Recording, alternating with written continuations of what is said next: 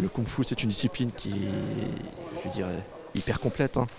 À la fois, on a l'aspect interne, on a l'aspect jeu d'opposition, percussion, les clés, etc. C'est complet, c'est l'ancêtre des arts martiaux, donc on y retrouve tous les aspects. Il est aussi très compliqué à apprendre. C'est l'apprentissage, il ne faut pas être pressé, il faut vraiment faire preuve de patience. À un moment donné, j'ai eu envie de partager. Bon, j'avais fait des compétitions, tout ça, j'en avais marre, je me suis lancé dans l'enseignement. J'avais repris le club de mon instructeur, la Panza Gym. Panza Gym, c'est un club qui est quand même commercial, donc j'avais envie de faire partager tout ce que j'ai eu, toute la chance que j'ai eue, pardon, ces rencontres, ces événements, toutes les bonnes choses que je peux avoir par l'intermédiaire de cet art martial, à un public le plus large. Surtout, moi venant d'une cité, qui a grandi dans une cité, à des jeunes d'une cité. Donc avec des amis, en fait, on en a parlé, ils m'ont suivi en fait dans ce projet, on a monté l'association, c'était en 2001. Bon, on a commencé, on a proposé un tarif le plus bas possible. Après, bon, le dojo, fallait le payer, mais on a vraiment rendu les cours accessibles un petit peu à tout le monde. On a eu des jeunes qui venaient des écrivains de Haute-Pierre, de Cronenbourg, il y en a qui venaient de Célestat, de Haguenau. Bon, là où j'ai pu pousser un ouf, c'est quand j'ai formé les premiers instructeurs, quand ils ont été diplômés.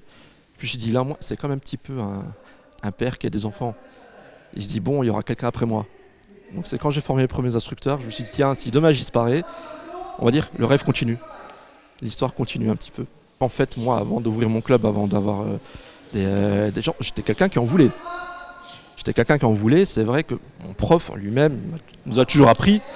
Moi, Christian était élève du même prof que moi, on est issu du même club, on a eu le même professeur. Il nous a toujours appris déjà à défoncer les limites. Il y a un mur, tu passes pas par la fenêtre, le mur tu le défonces.